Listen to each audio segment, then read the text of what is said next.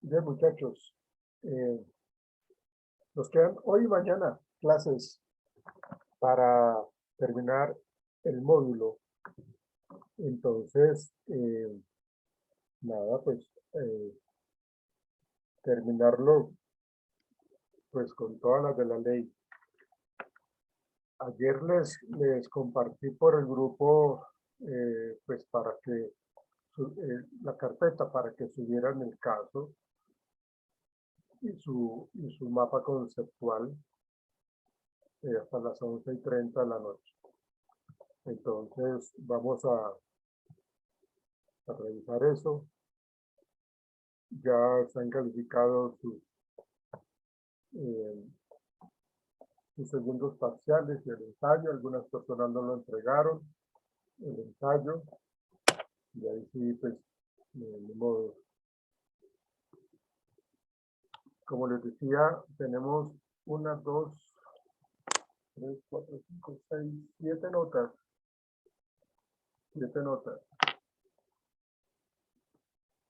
Para poder cumplir el objetivo de calificar la asignatura. Pero pues para mí, desde mi punto de vista, es mucho más loable para cada uno de ustedes que haya como un compromiso más.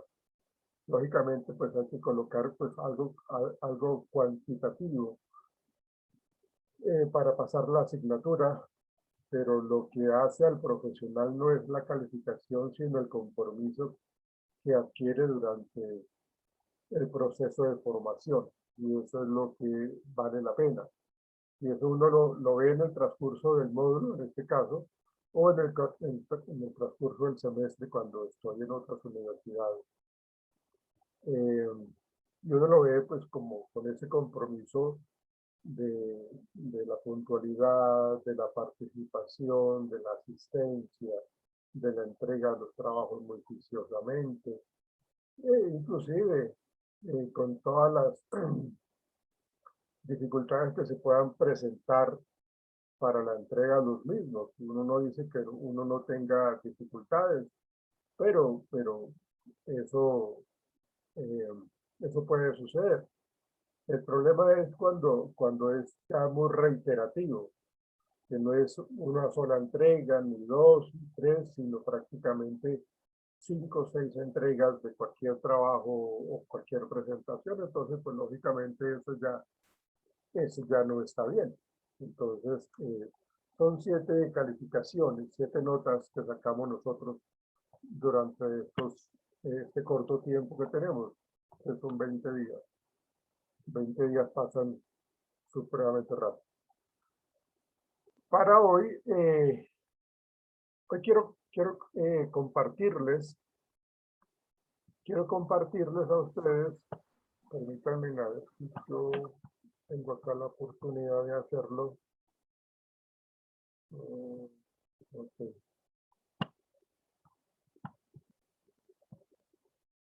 Quiero compartirles un caso que estuve manejando. Este caso pues tiene que ver con pues lógicamente el tratamiento cognitivo conductual en un niño con ansiedad a la hora de dormir. Entonces quiero comenzar con este tema que me parece muy importante que lo desglosemos y miremos cómo fue ese caso que se llevó a cabo. Este caso lo estuve representando hace como unos 6 meses más o menos. Me parece un caso interesante, por eso saqué como los puntos más importantes de todo el proceso, inclusive hasta los resultados. Entonces vamos a mirarlo para poder entender un poco los tratamientos desde un enfoque cognitivo conductual. Entonces, vamos a comenzar. Bien, bueno, el niño, miremos.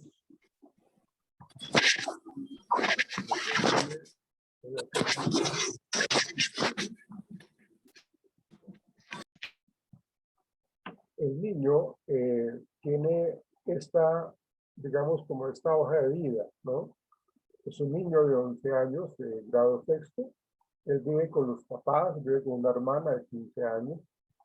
El ambiente familiar en que el niño está es un ambiente bueno, es un ambiente donde hay mucho respeto, hay una buena relación de los papás, hay buena atención de parte de los papás hacia el hijo, hacia el niño, ¿sí?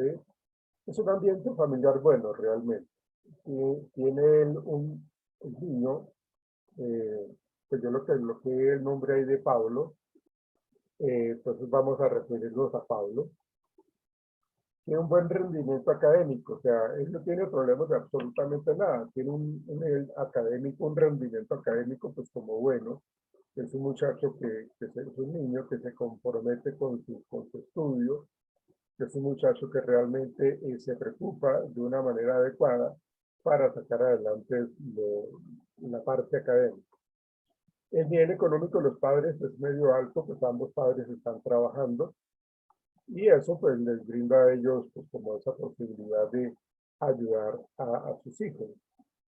La relación que tiene Pablo con la hermana es buena, pues hay una buena comunicación, no hay rivalidad de absolutamente nada y todos realmente se apoyan. Fíjense que no hay ningún tipo de aspecto negativo, eres un niño totalmente sociable, muy alegre, responsable y cariñoso. Entonces es un muchacho que realmente encaja y se integra socialmente muy bien. Tiene una vida deportiva activa, ¿sí? Pues juega tenis y fútbol. En el momento de la entrevista, pues hablábamos de eso con él y él decía pues precisamente eso, de que pues, le gustaba muchísimo, muchísimo pues ese tipo de deportes y los padres le apoyaban absolutamente en todo eso. Entonces realmente es algo que el niño está como disfrutando. Digamos que esa es como la identificación de este caso del paciente, de una fobia como tal, de un miedo que el niño tiene. Vamos a mirar cuál es el motivo de la consulta. Pablo es remitido por su pediatra. Pues, los padres empezaron a tener una serie de observaciones con respecto al niño y se les hacía extraño pues, el comportamiento que tenía él, pues como mirando un poco como esa historia de vida de Pablo, pues nos dimos cuenta de que pues no había así componentes como negativos, ¿no? Entonces como que los padres empezaron a darse cuenta de unos cambios en él. Inicialmente no le dieron mucha importancia, tanto así que se demoraron en tomar la decisión de ir a consultarlo con su pediatra y el pediatra pues lógicamente vio necesario pues de que lo atendiera un profesional en psicología. Entonces eso fue cuando pues me llegó este caso, eh, remitido por pediatría. Entonces, la primera sesión, pues lógicamente se trabaja con los padres. Se trabaja con los padres. Ellos reportan que a los 7 meses aproximadamente consiguieron instaurar en el niño un patrón de sueño satisfactorio que se ha mantenido hasta el momento actual.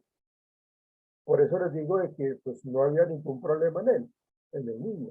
¿Sí?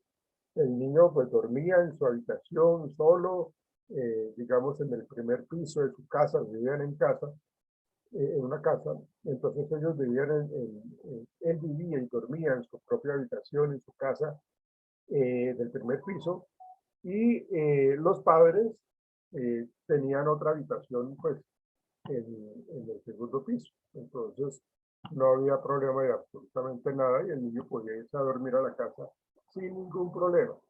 Era un muchacho que realmente tenía como esa posibilidad de descansar eh, para poder ir al día siguiente a estudiar y a todas las actividades que tuviera. Pero pues se dieron cuenta, y eso era lo que comentaban ellos, se dieron cuenta de que empezó a tener una serie de dificultades para conciliar el sueño, eh, no tenía esa posibilidad de, de, de generar como esa tranquilidad. Entonces ellos estaban muy preocupados por eso, ¿sí? Miramos entonces lo siguiente.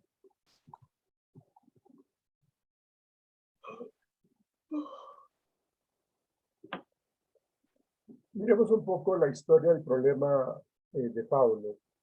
9 meses luego de ir a un campamento, desde el primer día del mismo, me acuerdo mucho de que él me comentaba a mí, el niño, y posteriormente los padres me comentaban a mí en la entrevista que se hizo o que se realizaron, me comentaban de que pues él nunca había tenido problemas anteriormente, pues porque él, todo ese tipo de actividad, como les decía, él es un muchacho supremamente dinámico, extrovertido, que le gustaba compartir con la gente. Entonces, pues realmente, pues todo esto que estaba sucediendo les parecía como extraño. Pero lógicamente, como cualquier padre, empezaron a preocuparse porque ya él empezó a mostrar una serie de conductas que no estaban bien, ¿sí? Entonces, fíjense que luego de ir a un campamento, desde el primer, eh, el primer día del mismo, empezó a tener una serie de dificultades. Pablo empezó a evitar cualquier situación en la que tuviera que dormir fuera del hogar, una ansiedad anticipatoria ante la posibilidad de quedarse en algún sitio a dormir. Muy extraño, porque pues indagando un poco lo que estaba sucediendo, pues no había un efecto, un factor causal, un evento activador que de pronto pudiera estar generando en el niño pues como esa angustia. Porque fíjense lo que dice allí. Pablo empezó a evitar cualquier situación en la que tuviera que dormir fuera del hogar, ¿sí? Entonces, eh, más adelante voy a explicar qué fue lo que sucedió, ¿sí? Eh, para que el niño empezara a tener esas dificultades. Los problemas, después de que pasó eso, de que el niño ya no quería salir de la casa, porque pues, no veía como sano el hecho de salir de la casa y que tuviera que de pronto quedarse fuera de la casa, entonces eso ya empezó a generalizarse. La ansiedad que el niño estaba presentando se estaba incrementando y aparte de eso se estaba generalizando. Por eso digo allí que los problemas ya se han generalizado al ámbito familiar. Es decir, que ya no era solamente el hecho de tener que salir a la calle o posiblemente quedarse fuera en la noche fuera de la casa. Entonces, los hábitos de dormir para el niño, pues lógicamente cambiaron, ¿sí? Y se presentó lo siguiente, lo que está en rojo, acostarse más tarde, era lo que él estaba solicitando ahora en la casa inclusive, acostarse más tarde, dormir con la luz del pasillo encendida, que era algo que pues, él no lo solicitaba. Y los padres también modificaron sus hábitos para conciliar el sueño, para irse a dormir, porque pues Pablo en cierta manera fue muy demandante en eso, porque el nivel de angustia era desesperante. O sea, él verbalizaba permanentemente que no iba a poder dormir y de que estaba totalmente asustado que algo malo le fuese a suceder. Entonces, los padres también llegan a modificar sus hábitos de sueño, permitiendo que Pablo suba a la habitación de ellos para dormir juntos. O inclusive ellos bajaban pues, para que se quedaran en la habitación con Pablo. Entonces, cosas como estas estuvieron, pues, lógicamente, y ustedes ya lo saben, eh, reforzando pues como esa conducta del niño en este caso, porque pues se lo, se lo estaban permitiendo. Entonces, ahí vemos nosotros un poco esa historia del problema pero vamos a mirar qué más fue lo que pasó. Bueno, hay que comentar que tanto Pablo como sus papás tuvieron la buena actitud, como la buena disposición para irse al proceso terapéutico, ¿no? O sea, todos, absolutamente todos los integrantes de la familia vieron la necesidad de que un profesional de la salud le colaborara a la familia, a Pablo sobre todo. Entonces, pues lógicamente, pues eso favorece mucho cualquier proceso terapéutico. Eh, Indagando más con respecto a la historia del problema y cómo se mantenía, pues como que a Pablo le importaba muchísimo lo que dijeran los demás, ¿sí? Que le dijeran, o sea, que sus amigos se enteraran de que, ay, no, pues no está durmiendo y qué bobada, qué ridiculez, o sea, que vieran que está generando tanto lío por eso, ¿sí? Por eso digo allí que le da mucha vergüenza, y eso lo reportaba el niño, le da mucha vergüenza que alguien se entere y que piense que esto es una tontería. Entonces, por eso tal vez se demoraron un poco en consultarlo y que cuando se consultó, Pablo solicitó que no le dijeran absolutamente a nadie fuera en la familia. Entonces, pues eso pues en cierta manera también refuerza un poco ese tipo de conducta. Entonces, eh, allí estamos manteniendo las mismas. Eh, Algo que me pareció importantísimo y es que eh, como él empezó a tener como esos cambios a nivel de su estado emocional, de sus respuestas ansiosas, se logra determinar que, pues, que Pablo es un poco temeroso, es un poco miedoso e inclusive él tiene el temor de que algo malo le suceda a alguno de sus familiares, que algo malo le suceda, que se enfermen, ¿no? Entonces, que realmente eso podría ser como un factor desencadenante de eso. Entonces, fíjense que lo que digo allí es algo más miedoso el niño y que puede preocuparse, él, Pablo, eh, se preocupa más de lo habitual cuando algún familiar está enfermo. O sea, nadie está exento de que, y eso tocaba en cierta manera como normalizárselo a Pablo, porque nadie está exento de que no se enferme, ¿no? Entonces, pues es normal que uno tenga un dolor de cabeza, que tenga mareo, que tenga náuseas, que tenga gripa. Entonces, como que Pablo lo que hacía era como maximizar un poco el hecho que alguien se enfermara. Entonces, indagando un poco, pues eso podría ser el hecho de estar fuera de la casa, y eso lo indagué también en la entrevista, cuando él salía a sus excursiones o a sus campamentos, él empezó a tener como ese tipo de pensamientos que le generaban como esa angustia. Y qué tal que él, y eso me lo comentaba él, qué tal que él saliese y que cuando él estaba fuera en el campamento algo le pasara a sus padres o a la hermana. Entonces eso lógicamente no le permitía conciliar el sueño, porque era un pensamiento totalmente reiterativo, recurrente e intrusivo. Entonces, pues eso era negativo para él. En el momento actual, en ese momento, cuando pues, iniciamos el proceso, él presentaba dificultades para quedarse solo en casa, aunque sea por periodos de tiempo breves. Si los padres salían, o alguno de ellos salía, pues el muchacho se angustiaba muchísimo y estaba muy pendiente de que llegaran, de que cuando llegaran estuvieran bien. Entonces, pues lógicamente, todas esas situaciones pues generaron en Pablo pues un incremento en la ansiedad. Pero fíjense que no hubo un evento activado real.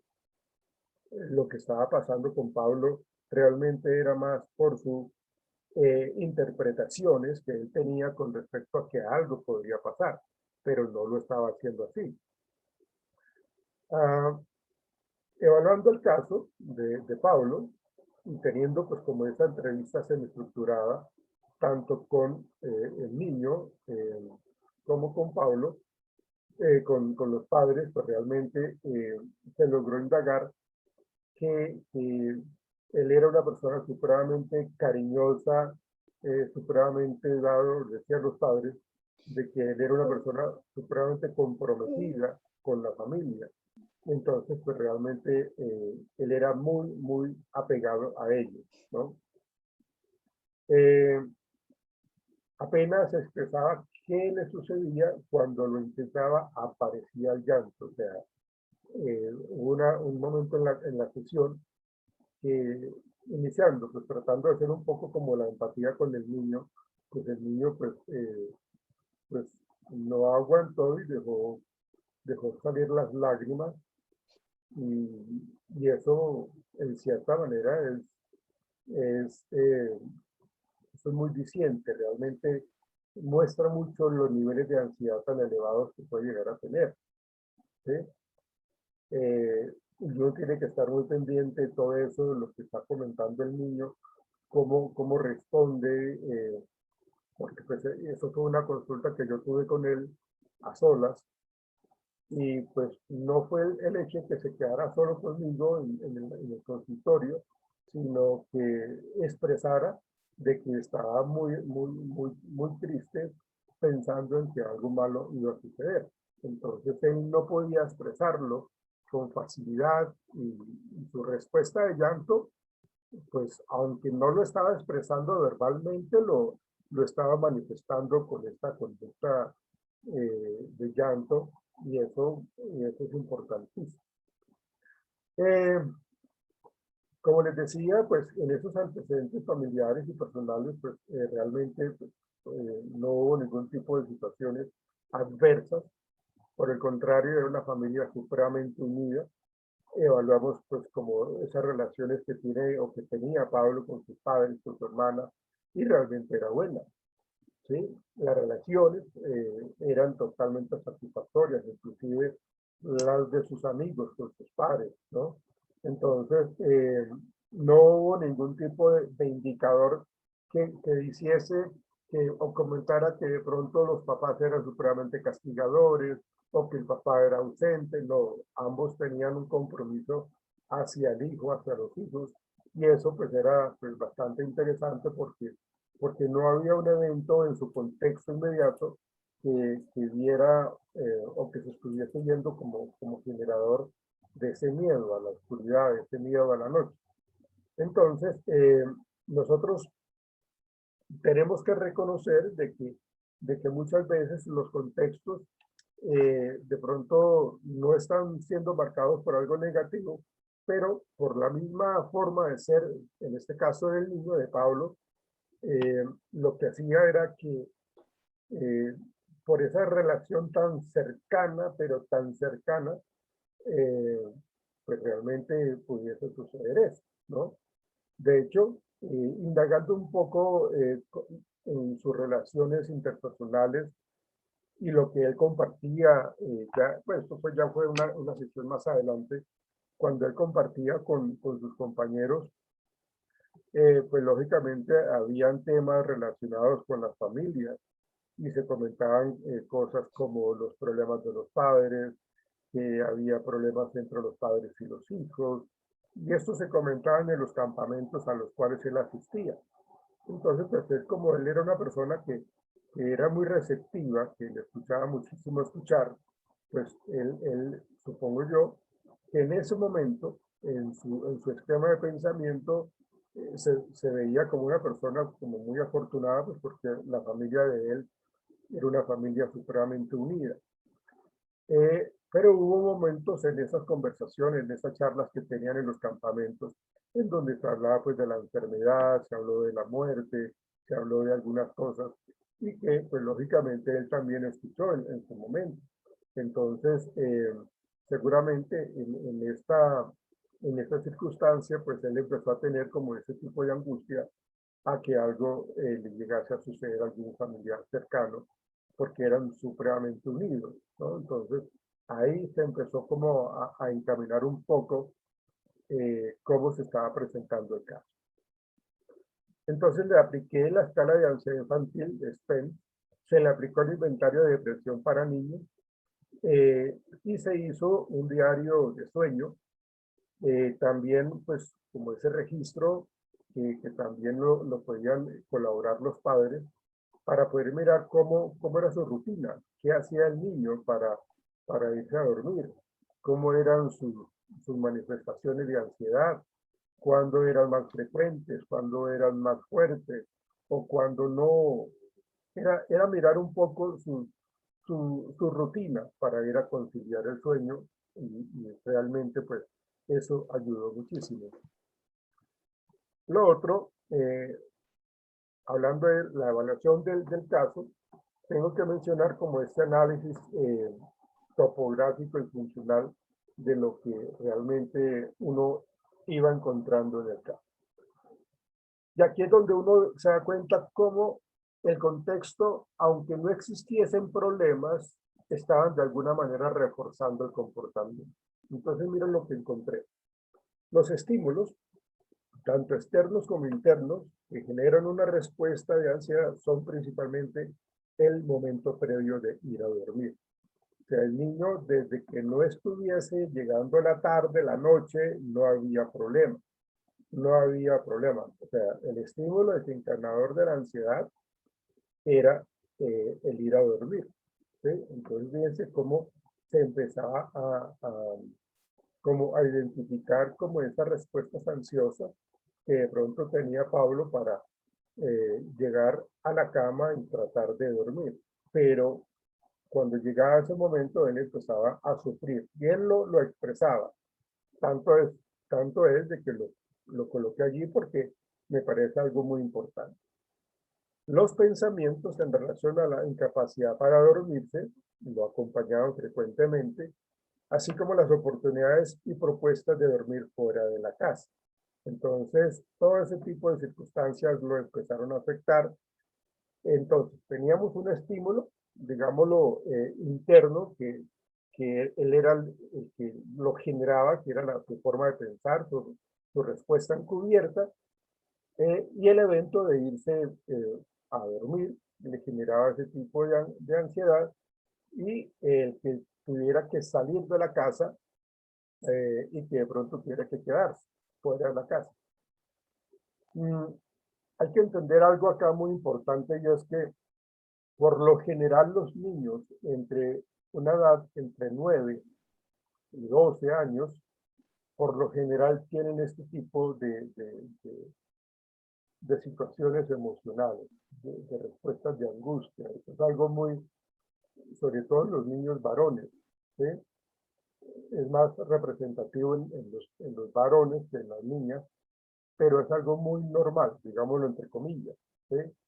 Entonces, no sé si ustedes tienen hijos más o menos de esa edad, pero por lo general cuando hablo por mi experiencia con mi hijo, cuando mi hijo tenía esa edad, estaba entre los 9 y los 12 años, él se levantaba y decía, papá, no puedo, no, tengo miedo, no me coge el sueño y siento que hay algo en la habitación o lo que sea. Entonces, lógicamente, pues uno tenía que pues tratar de ayudarlo para llevarlo a la cama y tratar de conciliar al sueño.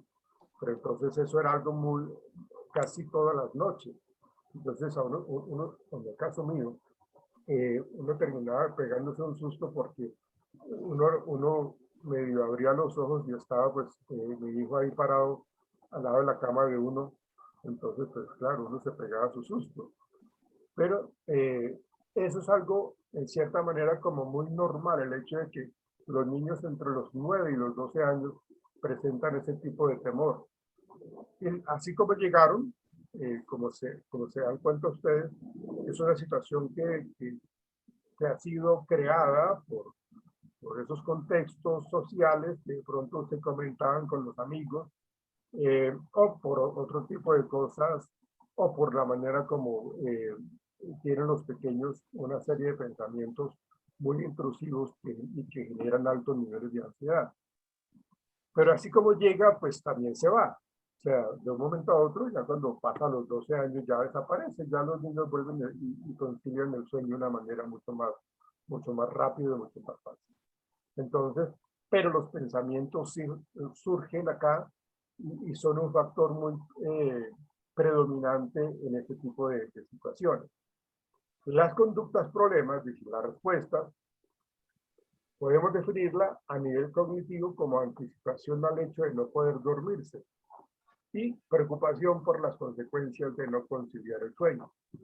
Como él era un niño muy comprometido, además de que eso también en cierta manera como que se evaluó y se dio cuenta que, o nos dimos cuenta de que las situaciones de que el niño era como muy comprometido con sus cosas y el hecho de no estar durmiendo bien lo hacía pensar a él de que al día siguiente iba a tener mucho sueño, no iba a prestar atención a la clase de tenis o no iba a ser muy efectivo en su juego en el fútbol o en sus clases cotidianas en el colegio, ¿no? Entonces, era la preocupación de eso. Y además de que se anticipaba, por eso se habla de las conductas problema, eh, que se definieron como algo cognitivo porque era el pensar de que ya se está llegando la noche y no voy a conciliar el sueño, no voy a dormir, no voy a angustiar, no voy a estar despierto toda la noche, qué feo, qué horrible, qué susto.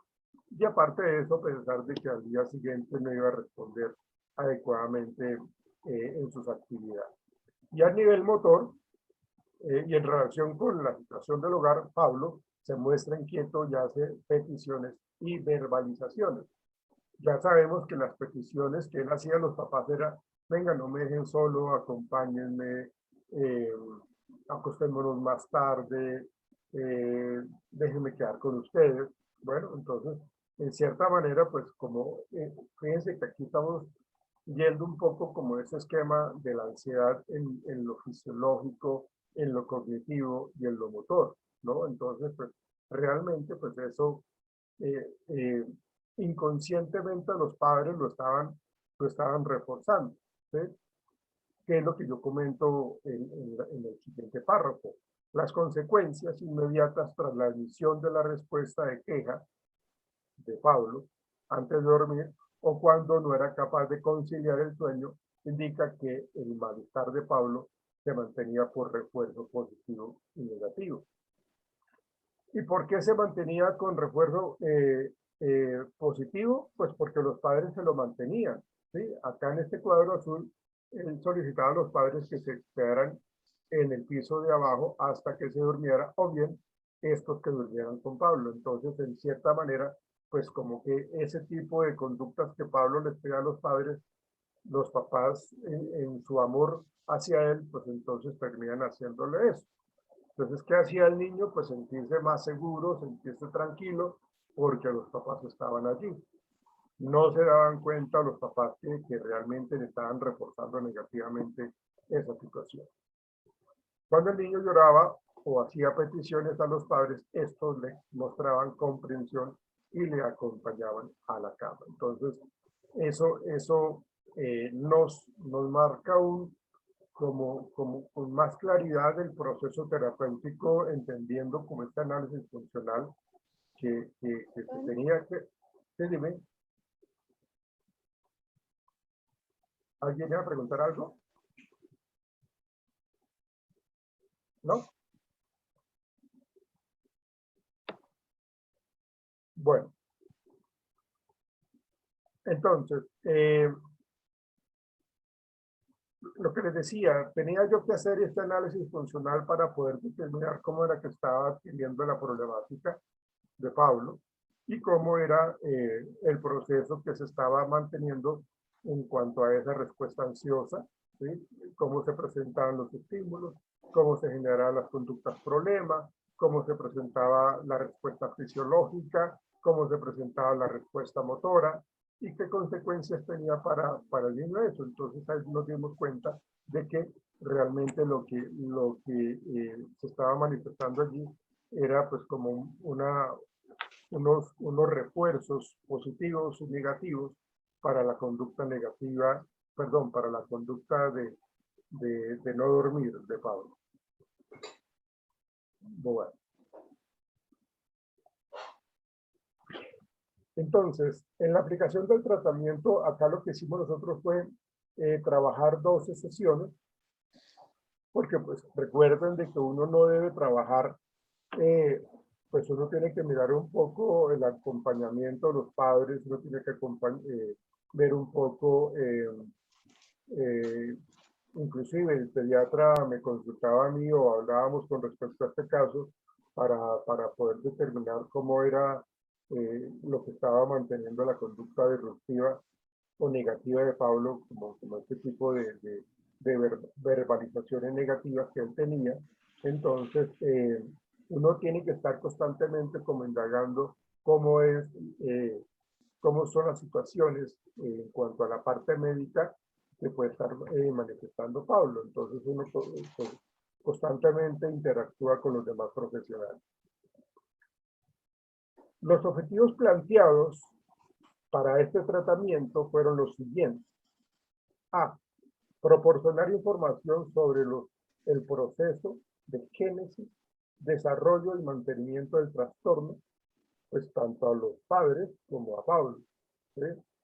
Entonces, era importante que en ese tratamiento los padres supieran, inclusive Pablo, supiera cómo era que se estaba o cómo fue que se generó la problemática en él, ¿sí? Y cómo estaba siendo mantenida. Entonces, tenía que generar un cambio en toda esta estructura, romper un poco esos ciclos de aprendizaje que tenía Pablo y modificar un poco la conducta que tenían los padres para mantener esa conducta desadaptada de Pablo, que era no conciliar el sueño. Bueno, y realmente era como también normalizar, que fue lo que yo les expliqué ahorita a ustedes, de que uno tiene que entender de que esta problemática en esta edad, el temor a dormir en la noche es algo muy repetitivo entre los niños. Entonces, le explicaba yo a Pablo de que esto que está viviendo, que estuviese tranquilo de que eso no le iba a durar tanto tiempo, porque pues la angustia de un niño que está empezando a vivir, la angustia es fuertísima porque realmente, pues, imagínense el estar con esos niveles de ansiedad, de miedo, él se pone a pensar de que va a llegar a una vida adulta que realmente va a ser pues como infeliz, ¿no? Entonces, uno tiene que normalizar tanto a los papás y sobre todo a Pablo, que es la persona pues más necesitada de esa ayuda y de esa aclaración.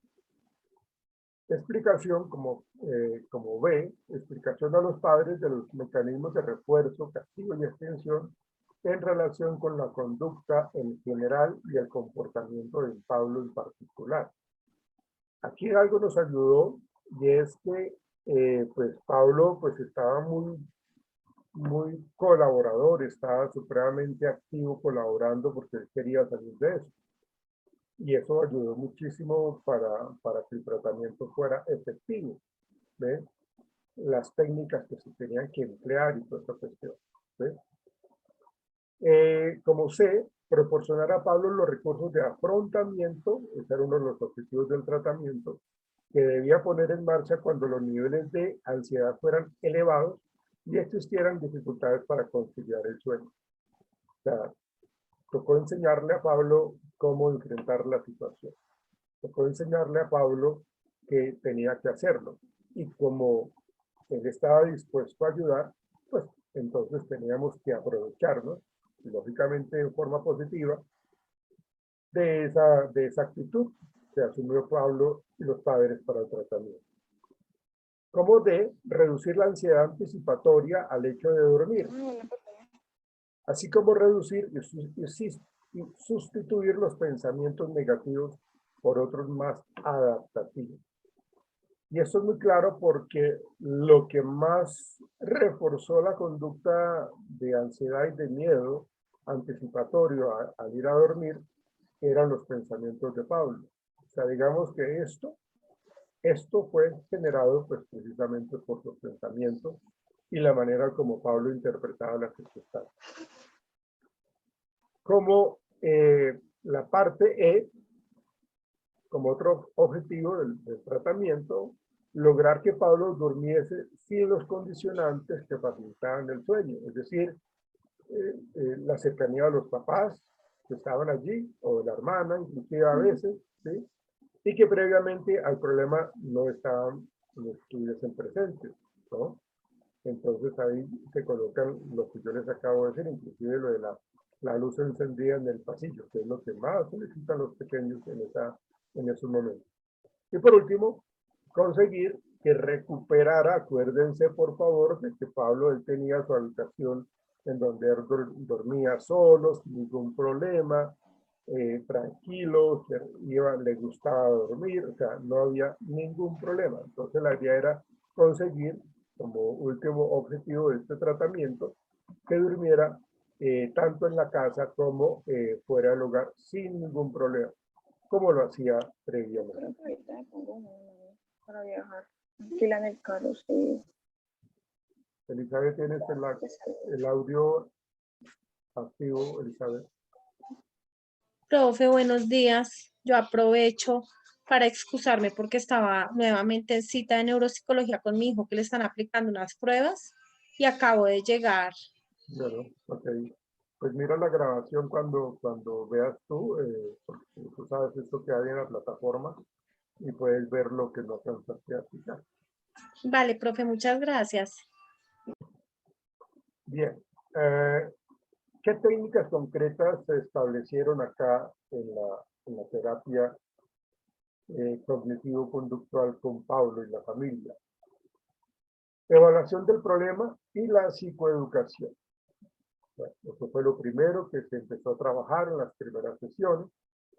En cuanto a técnicas de afrontamiento, la respiración diafragmática, de relajación muscular de Copen, las técnicas de visualización, las técnicas cognitivas como las autoinstrucciones de competencia, y esto hago referencia a que, pues, mire usted cómo era antes, usted mire todo lo que hacía, mire usted cómo organizaba esto, usted era muy competente, entonces como que vuelva usted a recurrir a eso, vuelva usted a utilizar eso, Pablo, porque pues acá hay unos antecedentes supremamente importantes y valiosos, entonces vea que usted ha sido una persona supremamente eh, competente para manejar ese tipo de circunstancias. Entonces, de esa manera, pues él podía llegar a tener nuevamente ese control.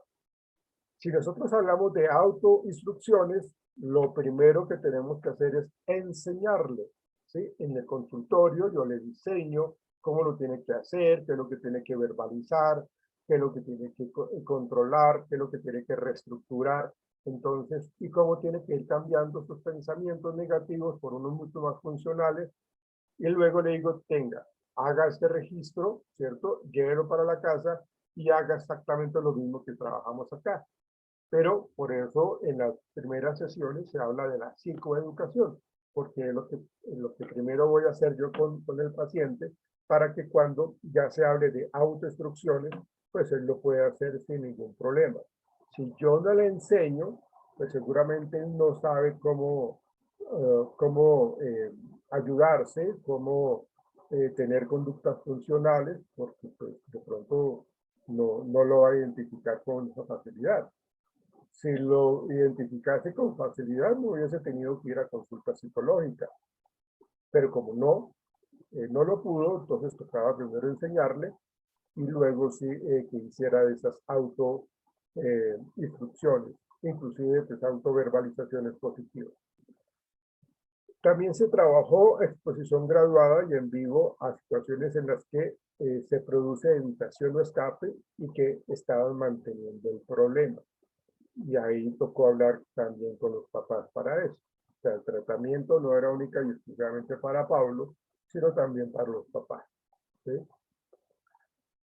A la aplicación del entrenamiento en respiración diafragmática se procedió a aplicar la técnica, se practicó en el consultorio y se dejaron nuevamente registros de entrenamiento, ¿sí?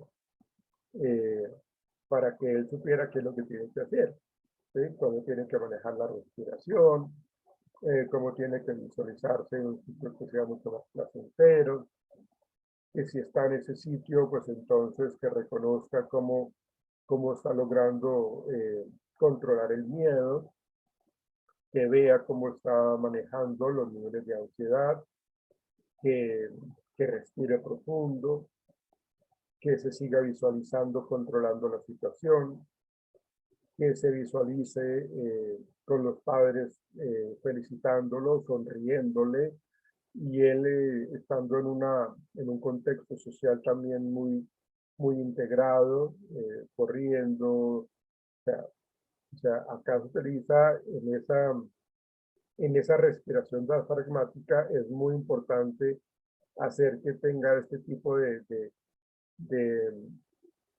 eh, de terapias de imaginación, que utilicen la imaginería para poder disfrutar de las actividades que está realizando. Se enseñó ambas técnicas a los padres, ¿sí? Que lo acompañaban para que en casa pudieran practicarla juntos diariamente.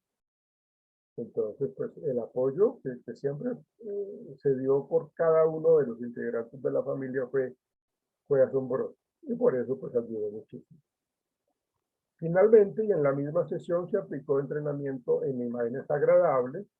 Se advirtió también que era normal experimentar ansiedad al exponerse a situaciones temidas. No quiere decir de que uno no tenga situaciones de peligro, sí las hay, pero lógicamente no es algo que nos deba intimidar al 100%. Entonces era como normalizar la presencia de la ansiedad. De hecho, la ansiedad, ustedes lo saben, es una respuesta que se da ante el peligro o a lo que calificamos como peligroso, y en cierta manera nos ayuda a la supervivencia. La ansiedad en cierta manera nos ayuda, no es negativa. Empieza a ser negativa la ansiedad cuando nos limita de una manera fuerte en nuestras diferentes áreas de ajuste de cualquier ser humano. Entonces es importante hablar de que es muy normal experimentar ansiedad al exponerse a las situaciones temidas, para que tras un tiempo de ansiedad, la ansiedad empieza a disminuir y lógicamente pues ya la vamos a poder controlar.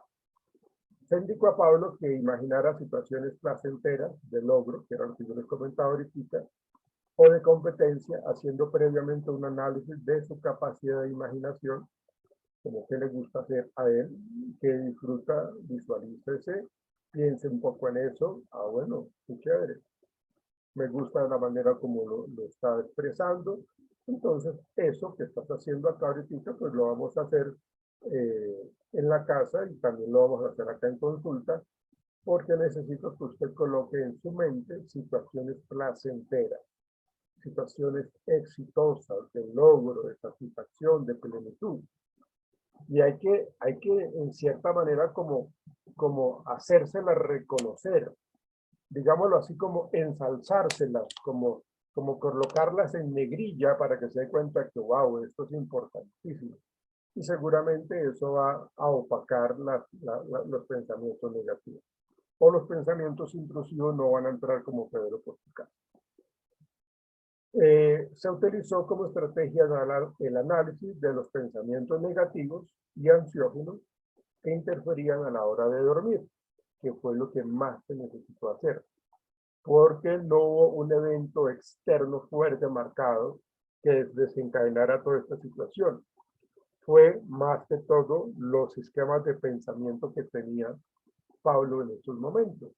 Entonces, se tuvo que trabajar en esos pensamientos negativos, ansiógenos, que se presentaban a la hora de dormir, y los resultados con respecto a ese pensamiento negativo para manejarlo o cambiarlo por pensamientos alternativos fue muy satisfactorio también. Entonces, los resultados, ya para terminar este caso, los resultados fueron los siguientes. Se observa el logro de los objetivos propuestos inicialmente, entre ellos reducir la ansiedad anticipatoria al momento de dormir. Logramos controlar eso. se le reforzaba lógicamente eso que el niño hacía positivamente, adecuadamente. La tensión muscular y los síntomas físicos asociados que estaban presentes no solo cuando el niño intentaba dormir sin éxito, sino también de forma anticipatoria al hecho de ir a la cama. Entonces ya logramos controlar eso. Y eso se le tenía que retroalimentar a Pablo.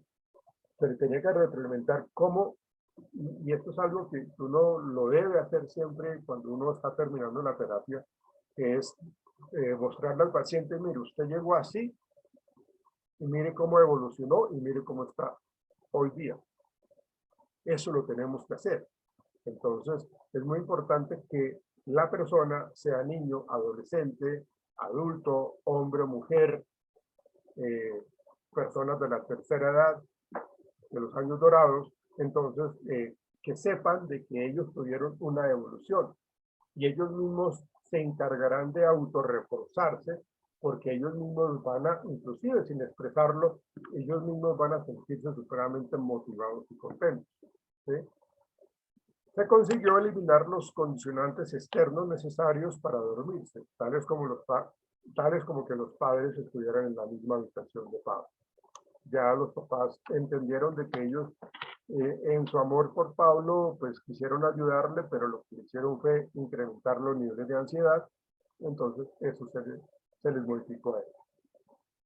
Se logró mayor capacidad para permanecer en la cama sin manifestar quejas o levantarse a solicitar atención. O sea, cada vez que avanzaba en el tratamiento, él lograba más tiempo estar solo en la cama, durmiendo en la noche, conciliando el sueño, ¿sí? Y pues lógicamente al día siguiente él se autorreforzaba, él como que se le decía que registrara cómo pasó la noche, cómo logró conciliar el sueño y que él mismo se reforzara. Y los padres también se encargaban también de felicitarlo. Pues como los amigos no lo sabían, pues simplemente pues, no había ningún tipo de refuerzo. Pero el refuerzo en sí era salir de la casa y compartir con sus amigos y con sus actividades deportivas. La motivación, que esto fue algo importantísimo para el tratamiento y el éxito del mismo, fue la adherencia de la familia y Pablo para el tratamiento. No sé si tengan alguna pregunta con respecto al caso. Díganme.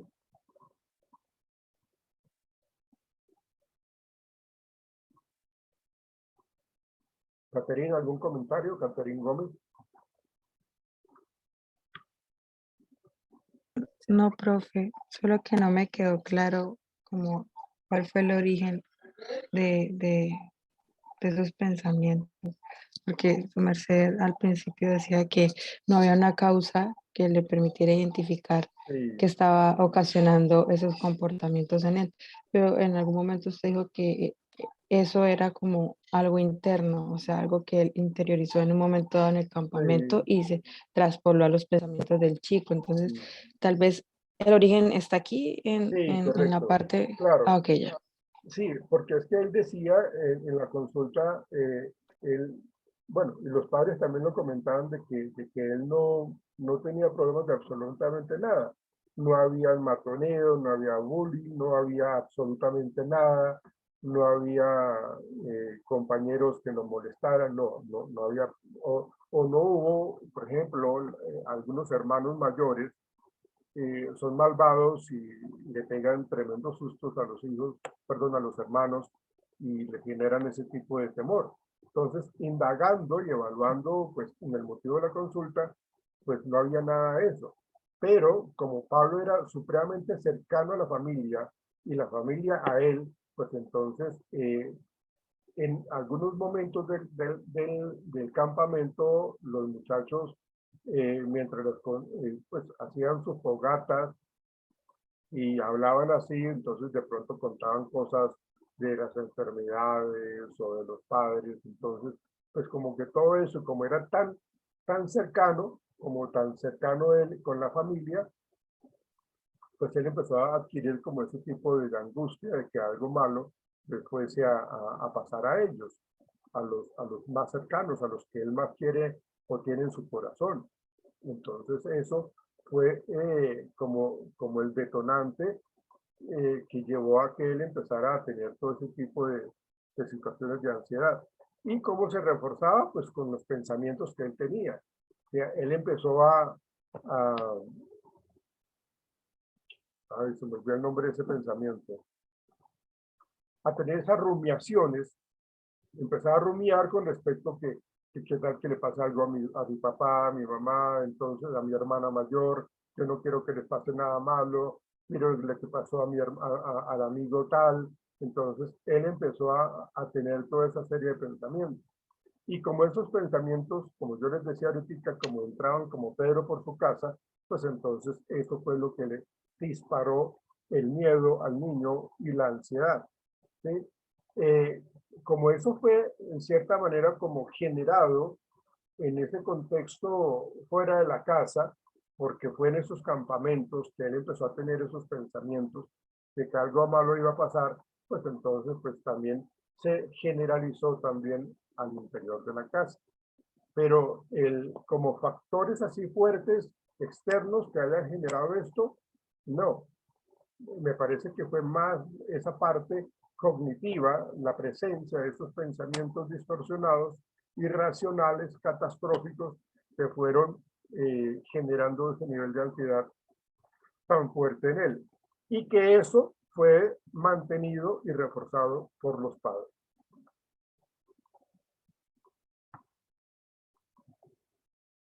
Mire, casualmente Karin, la persona que había preguntado se había salido. No sé si tengan alguna otra pregunta al respecto.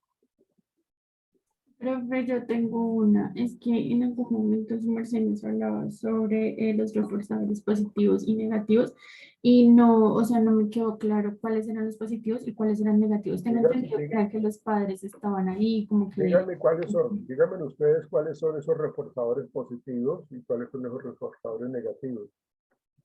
Eso sí Yo lo había, yo había entendido que, digamos, los reforzadores eran que los padres estuvieran ahí atendiendo las verbalizaciones y peticiones de Pablo, digamos, el hecho de los estímulos de tener la luz encendida, de todo eso, pero no tengo claro cuáles son los positivos y cuáles son los negativos. díganme ustedes, porque pues esto lo hemos trabajado durante todo el módulo. ¿Cuáles son esos reforzadores positivos? Los negativos no eran que ellos se bajaran a dormir con Pablo y que le dejaran la luz prendida, porque eso estaba reforzando negativamente esa conducta del sueño, y los positivos eran los que decía Mafe, que era que ellos estuvieran atentos, que lo escucharan hablar y que pues a modo de que ellos pues lo llevaran a la terapia. Creo que era así. Por ahí es, exactamente. Ajá, listo. Exactamente. Bien, ahora permítanme, espérate, yo busco algo que quiero que escuchen, por favor. Esto es un caso de la vida real. Un momentito, por favor. Un momentito, por favor. Elimino acá esto.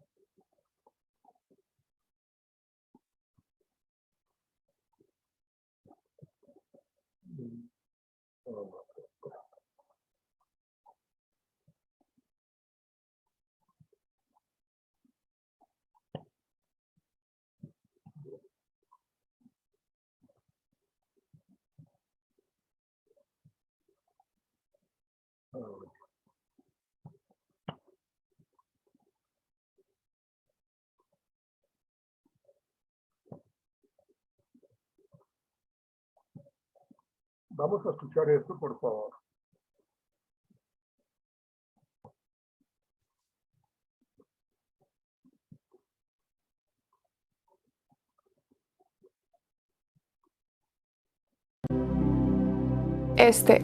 ¿Escuchan? Sí, señor. No, profe. ¿Sí están escuchando? Pues ahorita se escuchaba, pero ya no. Sí, lo que pasa es que lo coloqué pausa para preguntarles si están escuchando. Sí, señor. Ok, listo, ok, escuchemos esto. Es el video probablemente más improvisado que he hecho en la vida.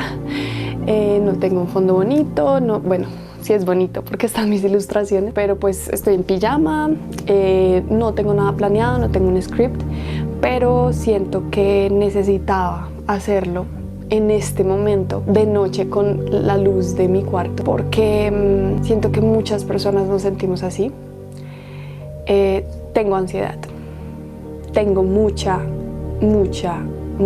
ansiedad crónica. Sí, es muy raro porque en muchos aspectos de mi vida me siento muy bien y muy realizada y muy feliz, pero mi fisiología a veces no me deja, no puedo escapar, no puedo sentirme bien y plena porque me va a latir el corazón rápido, voy a sentir que me sudan las manos, que no puedo respirar, que me voy a morir, literalmente. Para los que nunca han tenido ansiedad en su vida, nunca han experimentado como ansiedad crónica, porque obviamente hay un nivel de ansiedad normal que a uno le da cuando vas a hablar en público o cuando tiene como algún cambio importante en la vida, cuando se va a casar, cuando se va a mudar. Digamos, esos son como nervios normales, pero otra cosa es la ansiedad crónica. Esta ansiedad es básicamente que sientes que te vas a morir en la situación más sencilla y estúpida del mundo. Como que puedes estar literalmente sirviendo un vaso de agua, pero sientes como si hubiera un tigre enfrente tuyo que te va a comer.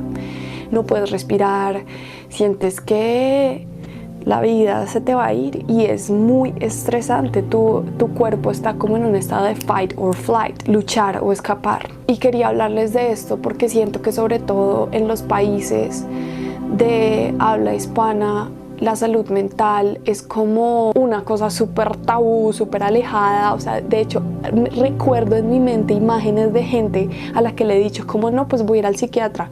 Uy, que está re loca, ¿o qué? Y yo sé cómo... Sí, de hecho, sí. Y esto en Estados Unidos o en Inglaterra o en Australia no pasa. O sea, de verdad, la salud mental es como un tema súper hablado en otros países. Es como que si no tienes un psiquiatra estás out, o sea, ¿qué estás haciendo de tu vida? O un coach o un psicólogo. Pero acá en los países hispanos es como, no, o sea, salud física, voy al médico, tengo una EPS y ya. Y la salud mental es como, nope. Not happening, no estamos hablando de esto. Y de hecho me avergüenza, me estoy dando cuenta en este momento que me avergüenza estar hablando de esto enfrente de la cámara, porque no creo que nadie más en mi vida sepa esto de mí aparte de mi familia. Así que hola amigos del colegio, hola amigos de la universidad que me están viendo, sí tengo ansiedad y es como que admitirlo ante la gente es algo que no está bien visto, que no es normal, que es como la vieja rara. Pero siento que tengo que hacer este video porque sé que hay mucha gente que se siente como yo y sé que hay mucha gente que sufre con ansiedad todos los días de su vida. A veces yo no tengo ya ni siquiera solamente el miedo de la ansiedad, sino miedo al miedo. O sea, miedo a tener ansiedad, miedo a que esté en una reunión y no vaya a poder respirar, miedo a el miedo. Y durante mucho tiempo me he sentido así, como que no puedo controlar mi cuerpo, como que estoy fuera de control, como que de verdad mis pensamientos me controlan. Ustedes saben que yo soy como la primera defensora de no, la gratitud, el positivismo, aceptar donde estás, ser compasivo. Y la verdad es que esos, o sea, como esos mindsets son lo mejor en un momento normal, en un momento como casual o hasta en un momento difícil. Pero en un momento de un ataque de ansiedad, de un ataque de pánico, ningún pensamiento sirve. Nada. Por eso meditar es tan importante. Y la verdad es que yo he tenido como una relación de amor y odio con la meditación, porque muchas veces dentro de mi cabeza ha habido como una confusión de que meditar es como intentar callar la mente, y cuando voy y medito con esa intención de que algo más suceda, como que mi mente se calle, solamente estoy como ya, por favor, que se vayan los pensamientos horrorosos, que ya deje de pensar todo esto horrible que me pasa. Sí, como intentándolo realmente mucho.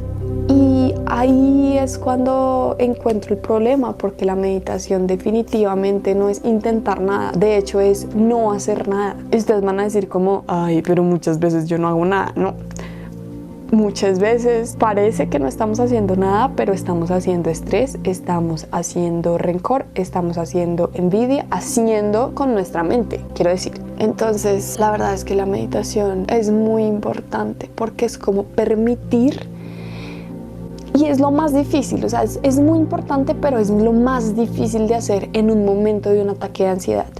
¿Por qué?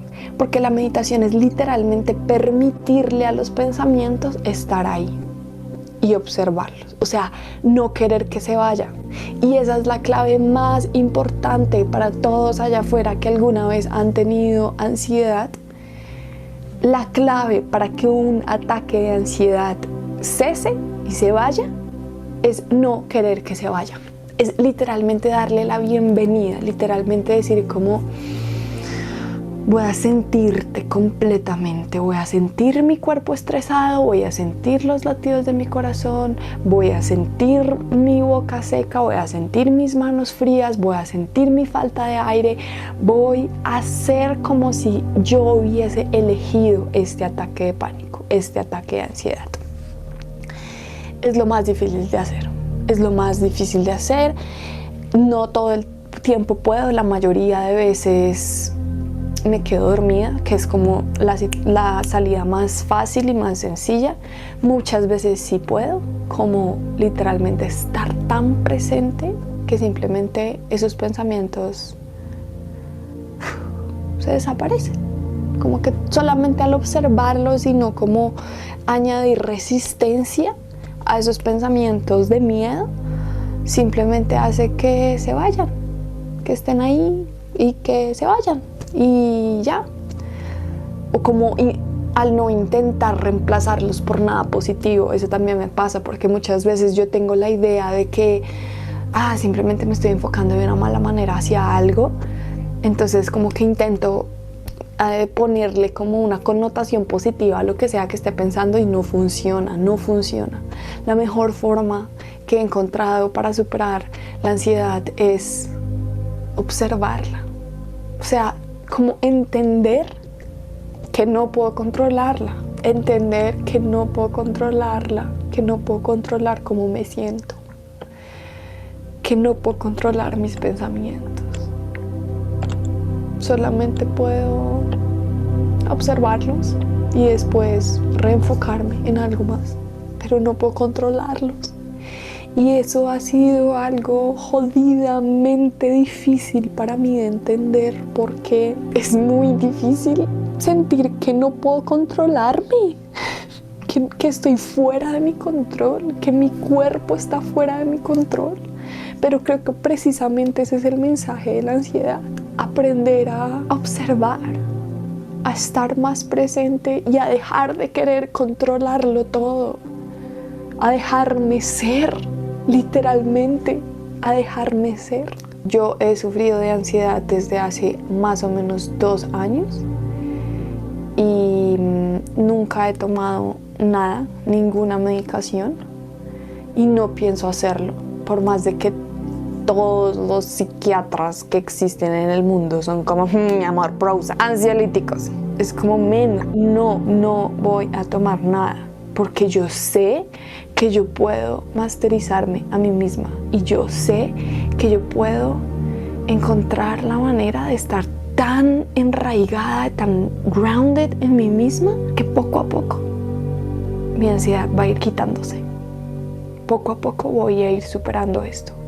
Y este video de hoy es como una historia general de mi ansiedad. Esto es solamente como mi historia y mi desahogamiento hacia ustedes, porque la verdad es que quería contarlo desde hace mucho tiempo, pero este video es como un statement para mí, una promesa que estoy haciendo aquí y ahora. Todas las personas allá afuera que me estén viendo en este momento y que tengan un trastorno de ansiedad, quiero decirles que uno, no están solos, que muchas personas allá afuera están sufriendo de lo mismo, solamente que están muy asustados de decirlo y de comunicarlo y de compartirlo, porque es algo que avergüenza y que la sociedad nos ha enseñado a que debemos estar avergonzados, pero no tienen por qué avergonzarse. Una enfermedad mental es igual que una enfermedad física y hay que tratarla como tal. No están solos. Y segundo, van a poder salir de esto, porque yo voy a poder salir de esto y estoy completamente segura de esto, y no voy a tomar ansiolíticos. Voy a seguir meditando y voy a seguir entendiéndome y voy a estar tan presente conmigo misma que voy a poder masterizar esto y enseñárselos a ustedes. Y mi próximo video, el próximo video que haga sobre ansiedad va a ser cómo superé la ansiedad. Cómo superar la ansiedad, y les voy a hacer uno de esos how-tos y paso a paso que me encanta hacer, porque todas las cosas que yo les enseño acá son cosas que yo he aprendido, son cosas que yo con la experiencia me he dado cuenta que funcionan. No es como que yo busque en internet cómo sentirse mejor en un mal día, no. Cuando yo hago mis videos, yo literalmente cojo y hago una lista de las cosas que me funcionan a mí, que me han funcionado a mí, y se las comparto. Todavía no hago el video de cómo superar la ansiedad porque todavía no lo tengo tan claro, pero sé que voy a llegar a ese momento, y cuando ese momento llegue van a ver un video en el canal y van a saber, Alex lo hizo, la chica de Vortex Way logró superar su ansiedad. Y quiero decirles que hoy yo no soy la misma persona de hace 2 años, que he mejorado mucho y que ustedes también pueden. Vayan a terapia, mediten mucho, rodéense de personas que los acepten tal cual y como son. Y si no tienen, vayan al grupo de la comunidad del Vortex que hice. Allá la gente es súper apoyadora y somos un grupo de gente increíble. Nos vamos a mejorar. Recuerden que todo mi amor está con ustedes y nos vemos en un próximo video.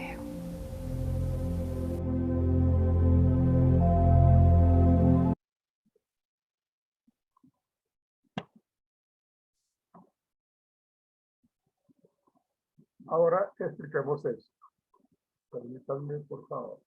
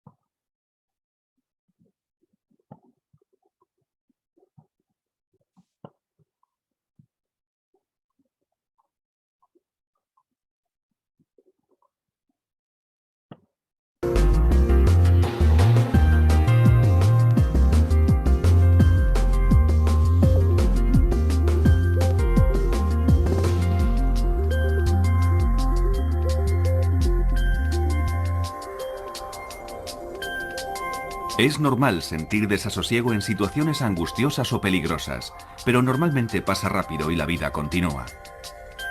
Sin embargo, la ansiedad es continua y para algunas personas no pasa. Se convierte en un problema que termina controlando sus vidas. Me di cuenta de que me dejaba llevar por el pánico cada vez que salía de casa. Mi casa era el único lugar seguro, así que si estaba dentro de estas paredes me sentía segura. Incluso tener que ir al buzón era algo tremendo. Sandra Snow tenía 30 y pocos años, estaba felizmente casada y tenía 2 hijos de menos de 5 años cuando la ansiedad empezó a apoderarse de ella. Cada vez que salía y cogía el coche, estaba deseando volver a casa. Y nada más llegar me empezaba a sentir bien. Descansaba un rato y me ponía bien. Después empecé a pensar, no son simples mareos, tiene que ser algo más. Tenía palpitaciones en el coche, me sentía mareada, con náuseas e incómoda. Y llegó un momento en que dejé de salir, siempre estaba en casa, ponía excusas, decía que no me encontraba bien, que tenía dolor de cabeza, que tenía algún virus estomacal, que estaba enferma, que los niños no estaban bien. Me inventaba cualquier excusa. Al recordarlo, Sandra es consciente de que evitó hacer ciertas cosas durante mucho tiempo. Pero después de 3 meses particularmente agobiantes a cargo de sus 2 hijos pequeños, de un marido enfermo, un negocio y de ella misma, la ansiedad le superó. Hace como un año, digamos que empecé a evitar algunas cosas. No quería ir al cine y cosas así, ni estar entre mucha gente. Y además creo que el estrés de cuidar de mi familia también influyó de alguna manera.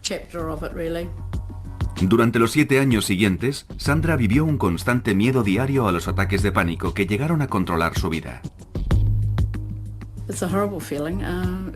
Es una sensación horrible. Por eso la gente dice que debe ser parecido a un infarto. El corazón te late muy rápido y tienes un ligero dolor en el pecho. Te falta la respiración. La cabeza te da vueltas.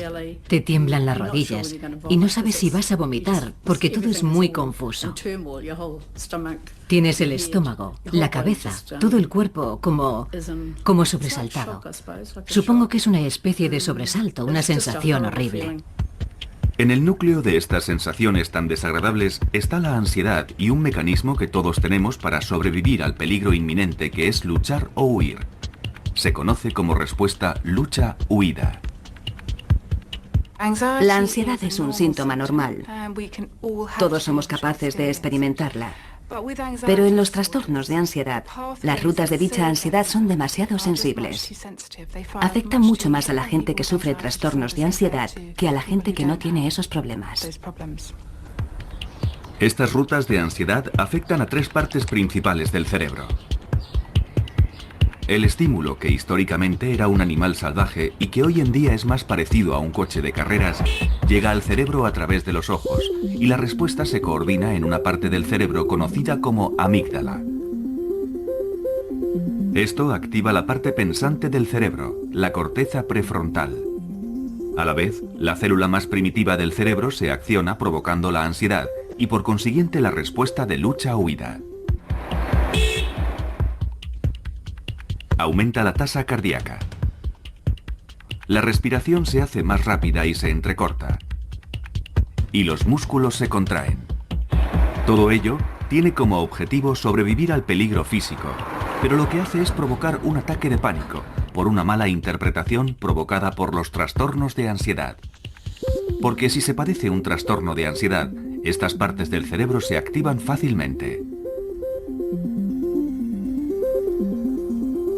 Se sufre un ataque de ansiedad y al experimentar miedo se tiene un pensamiento distorsionado. Algo terrible va a ocurrir. Vas a perder el control. Vas a sufrir un infarto. Vas a morir. Y para el 10% de personas que sufrirán un ataque de pánico, es el miedo a tener otro lo que puede producir que se instale el trastorno. Bueno, el típico ejemplo es el de una persona que sufre un ataque de pánico en un lugar muy concurrido, como un supermercado lleno de gente un jueves por la tarde. Es una experiencia verdaderamente horrible. La persona vuelve a su casa pensando en cuándo tendrá otro de esos ataques de pánico. Terminan sintiendo una ansiedad permanente. Se denomina agorafobia, que etimológicamente significa miedo a los lugares públicos abiertos, es decir, se tiene miedo a ir a cualquier lugar desprotegido. Evidentemente no quieres tener otro ataque de pánico, así que solo piensas en el próximo ataque y en el lugar donde te ocurrirá, ya que puede pasarte en el sitio más inesperado. Y no quieres estar fuera de tu casa cuando ocurra, porque no quieres sentirte vulnerable. ¿Cómo vas a sobrellevarlo si estás fuera? Es decir, cuando estás fuera, no puedes llegar a casa rápidamente. Así que terminas evitando salir, porque sabes que si tienes un ataque en el supermercado, no volverás al supermercado. Si tienes uno en la lechería, no volverás a la lechería. Y terminas evitando todo lo que te hace sentir incómoda, que finalmente es todo. Durante 7 años, Sandra apenas salió de su casa, y mientras algunas personas que sufren ataques de ansiedad o agorafobia tienen muy pocos ataques de pánico, para Sandra formaban parte de su vida, y cualquier cosa podía desencadenarlos en cualquier momento, como por ejemplo, salir por la puerta de su casa. Digamos que mi desafío cada mañana era salir a recoger el correo. Me obligaba a hacer ese tipo de cosas insignificantes. Pensaba que ir al buzón era mi forma de hacer algo. Me hacía sentir un poco útil, así que ir a recoger el correo era una especie de objetivo diario. Incluso haciendo eso, el riesgo de sufrir un ataque de pánico siempre estaba ahí y siempre era muy desagradable. Te tiemblan las piernas. Sientes que te tienes que agarrar a algo. Yo me tenía que agarrar a lo que fuera. Si no tenía un bastón, me tenía que agarrar a un seto o a algo que tuviera cerca. Pero tenía que agarrarme a algo para no descentrarme, para poder dar el siguiente paso. Necesitaba algo donde agarrarme. La cabeza te da vueltas. El corazón se te acelera. Yo no podía mirar a los lados, solo podía mirar al buzón y después darme la vuelta y volver. A veces incluso le era difícil hacer las tareas domésticas por el efecto que tenían en su ritmo cardíaco.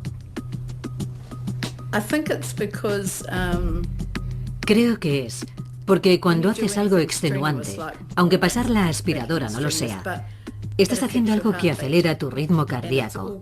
Y esas palpitaciones son parecidas a las que tienes cuando sufres un ataque de pánico. Es una sensación que la mayoría de la gente ni siquiera nota y aunque lo hagan no le dan importancia.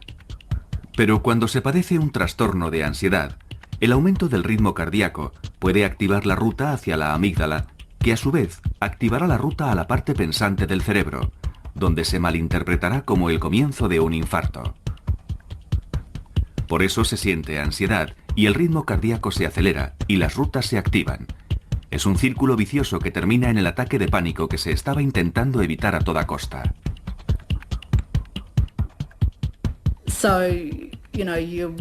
Así que cuando estás activa, sientes que tu corazón va a un ritmo diferente al normal. Y yo solo pensaba en eso. Y creo que por eso me sentía tan incómoda pasando la aspiradora. La cabeza me daba vueltas y no me gustaba esa sensación porque era muy frecuente. Me hacía sentir muy mal, así que la mayoría de las veces barría. Barrer era lo mío. Dependiendo de la naturaleza del trastorno de ansiedad, se dejan de hacer ciertas cosas para evitar lo que se cree que provocará el siguiente ataque de pánico. La palabra ratones no se podía decir en casa, ni ratón. Tampoco podía ver fotografías de esas cosas en la casa por mi miedo a tener un ataque de pánico y morir. 1 de cada 5 personas sufrirá un ataque de pánico en su vida y 1/4 de ese porcentaje padecerá una fobia específica.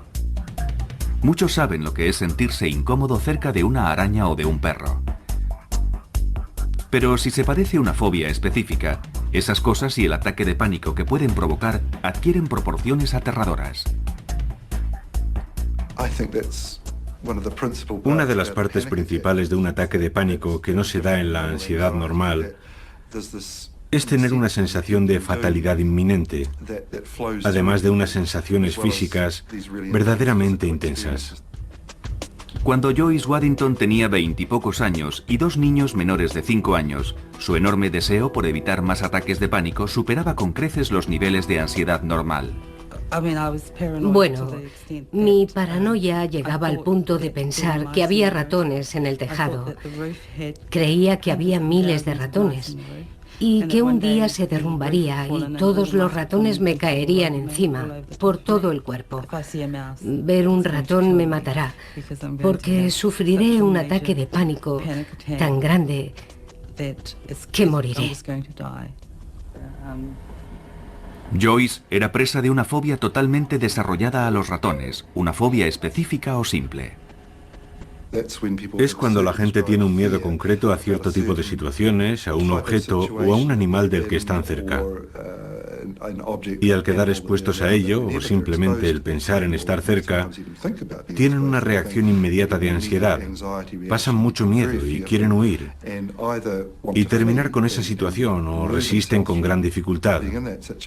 Normalmente se trata de alturas, espacios cerrados, espacios abiertos, fuertes vientos, agua, perros, gatos, serpientes, arañas, polillas, pájaros, insectos, ratones, agujas, sangre, médicos, hospitales, hospitales. Hay cientos de fobias, pero estas son las más comunes. Todo parece bastante inofensivo, pero cuando se tiene una fobia específica, esta puede controlar la vida de una persona. No me podía quitar de la cabeza la obsesión de que había ratones en cualquier sitio. Lo que también me ocurría es que empecé a oler a ratones y los olía por todos lados, 24 horas al día. Mentalmente, intentaba quitarme la idea de que había ratones en mi casa y en la de los demás. No era solo en mi casa. En las botas de agua. Se metían en las botas de agua. Y sabía que eso ocurría porque de pequeña tenía unas, y un día que fui a ponérmelas salió un ratón de ellas. Creo que ese fue un momento trágico de mi infancia. Me fui a poner las botas de agua y salió un ratón de una de ellas. Los ratones se meten en cualquier parte y en ese momento me provocaron mucho estrés. Evidentemente, el estrés que Joyce sentía por los ratones era exagerado, pero eso no impidió que controlara su vida intentando evitarlo. Los ratones se meten en las despensas y estuve muchos años sin abrir una. Lo que hacía era poner en la encimera todo lo que normalmente se guarda en los armarios de la cocina y que utilizaba a menudo. O lo ponía en otros sitios para no tener que abrir los armarios. Tazas, platos, sartenes, cualquier cosa que normalmente se pone en una despensa, yo lo tenía en estanterías. Detrás del huidizo comportamiento de Joyce se ocultaba un miedo desesperado por lo que pudiera ocurrir si veía un ratón. Creía que me quedaría sin respiración, que no podría respirar, que me desmayaría en cualquier momento y que me moriría. Esa sería la reacción que tendría si veía un ratón. Recuerdo que en una ocasión me subí a una mesa. Creo que estuve subida unas 6 o 7 horas. Me quedé paralizada. No me podía mover. Creo que se denomina estado catatónico. Es cuando la gente se queda paralizada en un determinado momento. Hay quien tarda un buen rato en salir de ese estado. Yo solo pensaba en que viniera alguien a salvarme y todo terminó bien. Pero no podía bajar sola, porque ni siquiera sabía que estaba subida a la mesa. Mi marido no estaba en casa en ese momento, así que tuve que esperar a que llegara y ahí estaba yo, subida a la mesa. Y se quedó como diciendo, Dios mío, ahora me hace gracia, pero entonces no me hizo ninguna. En cualquier lugar, pero sobre todo fuera de su casa, el miedo a los ratones siempre acompañaba a Joyce. Nunca me sentía segura. Podía estar paseando por la calle y el miedo estaba ahí. No me sentía segura. De hecho, llegó un momento en que conocía mi casa, conocía todos los rincones de mi casa y me aislé mucho. Cuando salía no conocía las casas de otra gente, no las conocía. Joyce terminó por no salir para nada de su casa. Creo que debieron ser unos 11 o 12 años, quizás. No salía de casa. Era más fácil quedarme y no salir, estar en casa con mis hijos. Y sí, supongo que aislarme. El miedo de Joyce a los ratones era muy intenso y no había nada que su marido ni nadie pudiera hacer para que cambiara. El objeto de tu miedo se convierte en algo aterrador y se tiene que evitar a toda costa. Por eso solo piensas en esa parte del problema y no en que pueda haber otras formas de resolverlo. Piensas que te dan mucho miedo los ratones y sabes que es algo que quizás no le ocurre a la mayoría de la gente, pero para ti no hay nada que se pueda hacer al respecto. Y mi marido era muy bueno diciéndome, no hay ratones ahí, es todo psicológico. Y yo respondía, no, sé que hay. Y a pesar de todo lo que me decía, yo seguía pensando que había ratones. No me importaba lo que dijera. Estaba convencida de que había ratones. Pero gracias a su marido y a un artículo periodístico conoció una asociación que tenía una línea telefónica de ayuda a las 24 horas del día para fóbicos. A partir de ahí todo empezó a cambiar. Y me dijo, creo que esto es lo que te está ocurriendo a ti. Deberías llamar a esta persona. Así que llamé a Marcia y empecé a hablar con ella por teléfono. Y me empezó a informar sobre el miedo que padecía.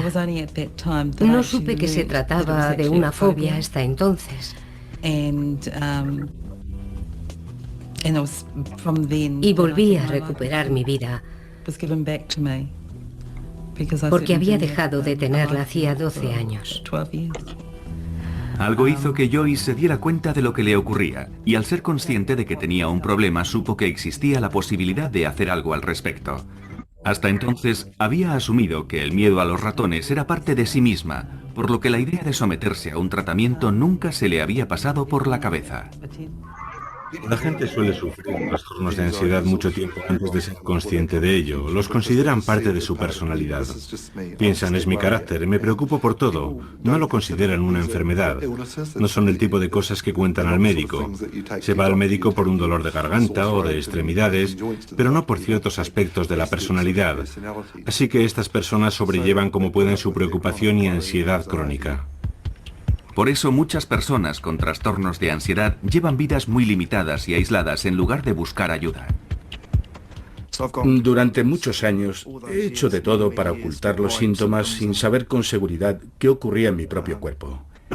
Ni siquiera podía reunir la suficiente valentía como para preguntar a alguien, ¿qué me está pasando?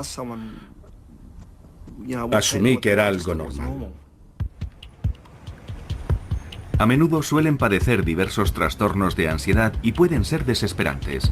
Si no se ha sufrido un trastorno de ansiedad, no es fácil comprender la intensidad que pueden llegar a alcanzar la angustia y el miedo. La preocupación acaba acaparando todo el tiempo. No es una preocupación sobre ciertos hechos aterradores que puedan ocurrir, sino sobre todo. Así que se pasan el día preocupados por una gran variedad de cosas y no duermen. Son personas irritables, están muy tensos permanentemente y su cerebro nunca descansa. La ansiedad social no es solo un problema de timidez, impide a la gente vivir su vida. No van a entrevistas, no progresan en su carrera, no les gusta hacer amistades porque no les gusta sobreactuar, ni pedir a nadie que salga con ellos, ni les gusta comer en público, no les gusta firmar tarjetas de crédito con alguien mirándoles. Afecta a todas las parcelas de su vida. Es una enfermedad horrible. Grant Cooper, de 41 años de edad, estuvo aislado durante muchos años debido a su fobia social. Hace 18 meses se sometió a un tratamiento intensivo que le está permitiendo recuperar cierto control sobre su vida. Pero aún recuerda su último ataque de pánico en un partido internacional de cricket al que fue con unos amigos. Estaba sentado en la tribuna y tenía suficiente espacio a mi alrededor. No había demasiada gente, así que estaba bien. Pero cuando llegaron los demás, nuestros asientos estaban en medio de una fila y estábamos rodeados de gente. Y en ese momento empecé a pensar, vaya, va a ser difícil levantarme y avanzar con tanta gente, pero voy a levantarme para ir a comprar unas cervezas. No sé si podré atravesar las abarrotadas gradas sin tambalearme y derramar la cerveza. Y fue entonces cuando empecé a sentirme muy tenso y angustiado. Tener síntomas muy fuertes en las piernas. Las tenía muy tensas. Y en las 2 horas que duró el partido estuve más concentrado en las sensaciones de mi cuerpo que en el partido de cricket. Durante años, Grant había intentado sobrellevar su ansiedad solo. Incluso cuando se dio cuenta de que tenía un problema, fue reacio a hablar de sus síntomas. A menudo son enfermedades que se padecen en silencio. El trastorno de ansiedad generalizada se suele padecer durante 20 o 25 años antes de ser tratado. Esas personas viven con un exceso de preocupación. Y en algunos casos la fobia social se suele sufrir 10 o 15 años antes de que se trate. Ahora tengo 41 años. Y sí, ahora soy consciente de ello. He empezado a ser consciente de que tengo problemas desde los 13 años. Grant recuerda perfectamente el comentario del compañero de clase que le hizo sentirse angustiado por primera vez. Hizo un comentario sobre la forma en que yo andaba, sobre cómo caminaba entonces. Y sí, no sé qué estaba haciendo en ese momento, no lo sé. A veces siento que ando normal y otras veces creo que me observan. Y cuando me siento observado es cuando me pongo tenso y angustiado y se me agarrotan los músculos.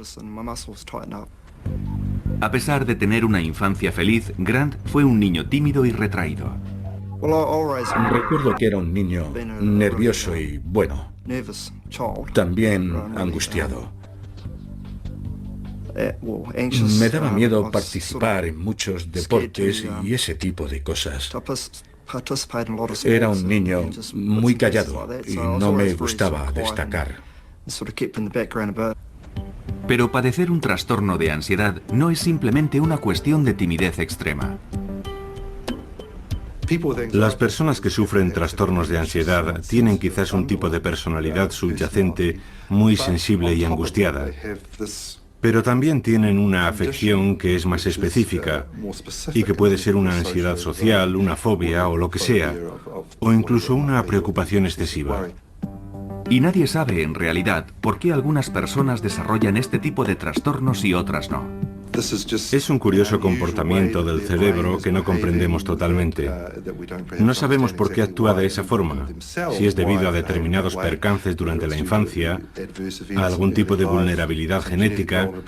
No sabemos por qué el cuerpo reacciona de esa manera peculiar, pero no tiene nada que ver con una posible debilidad.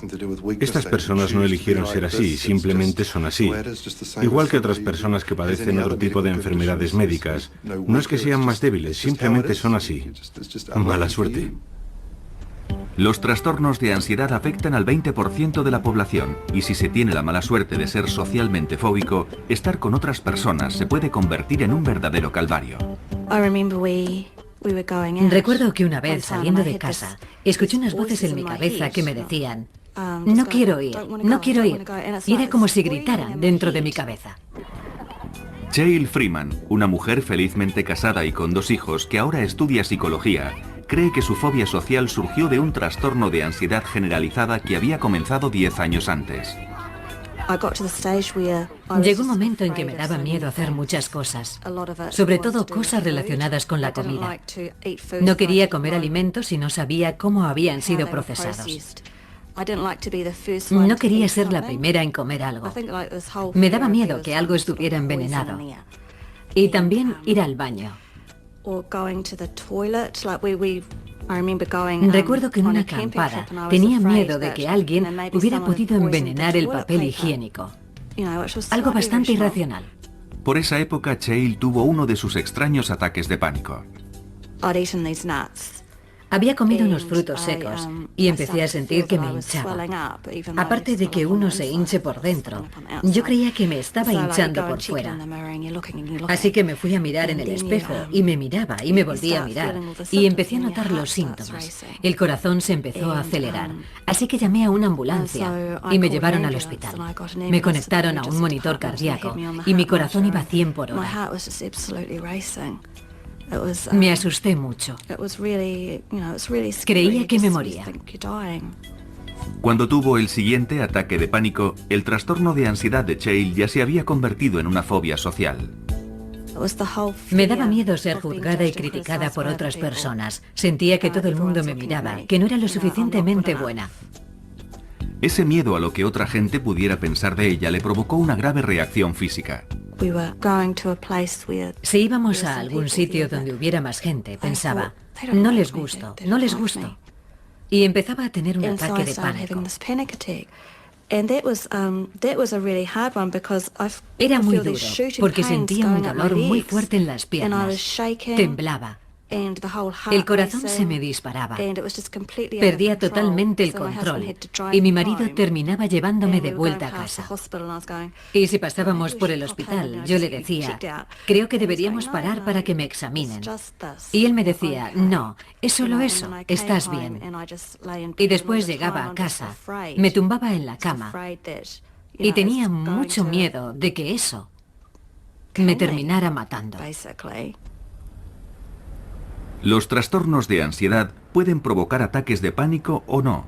Sin embargo, cuando la persona se ve en la situación que teme, sufrirá uno. Un fóbico a los ratones, al enfrentarse a un ratón, tendrá un ataque. Un fóbico social, si se ve obligado a actuar o hablar en público, sufrirá un ataque de pánico.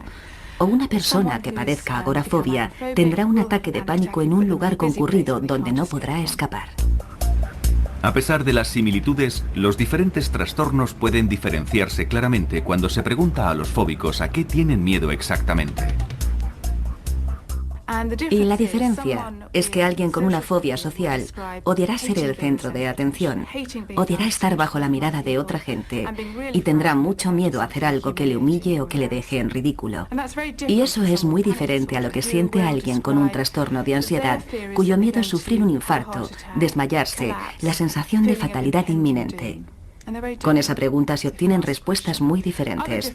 Otras diferencias son que alguien con fobia social no querrá tener a nadie cerca para que nadie vea lo humillante o lo estúpido que parece, mientras que alguien con un trastorno de pánico sí querrá tener a alguien cerca para que le ayude en caso de sufrir un infarto o algo así.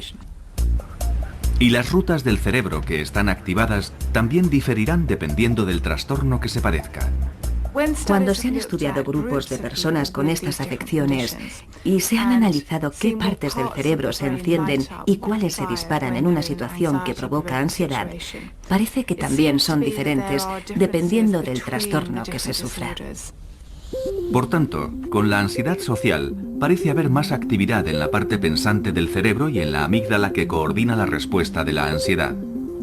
El trastorno por pánico activa esas dos partes del cerebro, pero también la parte inferior y más primitiva del cerebro responsable del lado físico de la ansiedad. Lo que se hace como resultado de la ansiedad también difiere. Alguien con fobia social a quien no le gusta comer en público se sentará de espaldas a la puerta para que nadie le pueda ver comer, mientras que alguien con un trastorno de pánico se sentará muy cerca de la puerta para poder salir corriendo si sufre un ataque de pánico. Igualmente, en la cola de un supermercado, las personas con fobia social sentirán cada vez más ansiedad a medida que se acercan a la caja porque alguien les va a mirar. Van a tener que firmar su tarjeta y les temblará la mano y todo el mundo lo verá. Sin embargo, alguien con trastorno de pánico se sentirá cada vez más angustiado porque no puede salir de ahí. La agorafobia de Sandra era tan intensa que evitaba salir de casa. Sin embargo, no le impedía estar con gente. No padecía fobia social. No tenía problemas con los grupos sociales, pero salir y dejar la seguridad de mi casa era mi zona segura. Necesitaba el contacto con la gente, porque yo soy una persona muy sociable, igual que mi marido. Los dos lo somos. Pero tener gente en mi casa era algo diferente. Los ataques de pánico que tenía me incomodaban mucho, porque tenía que irme al dormitorio o al baño para intentar que se me pasaran. Cuando sufría un ataque, tenía que volver a salir y ser sociable de nuevo. Hace 7 años que el trastorno de ansiedad no controla la vida de Sandra Snow. Atrás han quedado los días en que el simple hecho de tener que ir al dentista le provocaba un ataque de pánico. Lo peor fue un día que me dolía una muela y no podía salir de la cama. No podía parar de llorar. Sentía mucha pena de mí misma. Nunca tuve ganas de suicidarme. Nunca quise acabar con mi vida, pero sentía que ya había tenido bastante. Y fue entonces cuando llamé a la Asociación de Fóbicos. Sandra habló con alguien que había pasado por lo mismo que ella, y eso fue muy tranquilizador. Me explicó lo que yo estaba sintiendo. Le dio un nombre. Yo no era estúpida, no estaba loca. La gente cree que cuando se tiene una enfermedad mental, se está loco. Hay muchos prejuicios en torno a las enfermedades mentales, y yo también los tenía, pero eso era antes. Evidentemente ahora no los tengo. Otra cosa que Sandra ya no tiene es una mente llena de pensamientos negativos. No siempre podía quitarme de la cabeza todos esos pensamientos negativos. No podía. Estaban ahí. Y no era por falta de confianza o porque no me sintiera bien conmigo misma. No era eso. Sin embargo, no podía librarme de ellos. Siempre estaban ahí. Estaban en mi cabeza permanentemente. Y no me podía acostumbrar a ellos. Pero no podía librarme de ellos tampoco. Durante años, Sandra intentó solucionarlo sola con cintas de relajación y obtuvo alguna mejoría con su ansiedad. Pero era temporal. Me sentía bien. Me iba a dormir por la noche, pero al día siguiente todo seguía igual. Y aunque quería mejorar, sabía que no podría conseguirlo sola. Tras años de aislamiento en su propia casa por ansiedad aguda, finalmente Sandra fue a ver a un psiquiatra. El psiquiatra me dijo que tenía un desequilibrio químico ya que mis niveles de serotonina estaban muy bajos. Una parte clave en el sistema de comunicación del cerebro, la serotonina neuroquímica, lleva señales por la sinapsis, los huecos que hay entre las células cerebrales. Los antidepresivos también se recetan para tratar la ansiedad. Funcionan inhibiendo la recaptación de serotonina y aumentan la cantidad que circula en la sinapsis. Las rutas de la serotonina en el cerebro comienzan en su parte primitiva, el cerebro central, y lo atraviesan. Y eso explica que el aumento de los niveles de serotonina tenga efectos beneficiosos en todos esos sistemas. Sandra no estaba muy convencida acerca de la medicación. Estuve llorando todo el camino de regreso a casa, pero sentía que era lo correcto. Sentía que estaba haciendo algo positivo y en el fondo me sentía bien. Y a pesar de que no fue fácil al principio, la vida de Sandra empezó a cambiar lentamente. Las primeras 2 semanas me sentía fatal, no me sentía bien y pensaba, ¿habré hecho lo correcto? Y después, poco a poco, empezó a apetecerme salir. Sentía que podía hacerlo y no me encontraba enferma ni incómoda. Poco a poco empezamos a dar pequeños paseos en coche, caminando por el barrio, y todo se fue arreglando. La medicación es uno de los 2 tratamientos principales para los trastornos de ansiedad y a menudo se combina. El segundo es una forma de psicoterapia conocida como terapia cognitiva del comportamiento.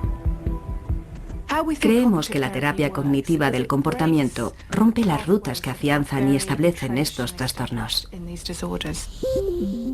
La terapia cognitiva del comportamiento actúa desde la corteza prefrontal hacia abajo para neutralizar las rutas afectadas por los trastornos de ansiedad. Una parte de dicha terapia es aprender a conocer los síntomas y romper el ciclo de ansiedad antes de que éste se produzca. Es duro, porque cuando te das cuenta de que estás angustiado, tu respiración se acelera automáticamente.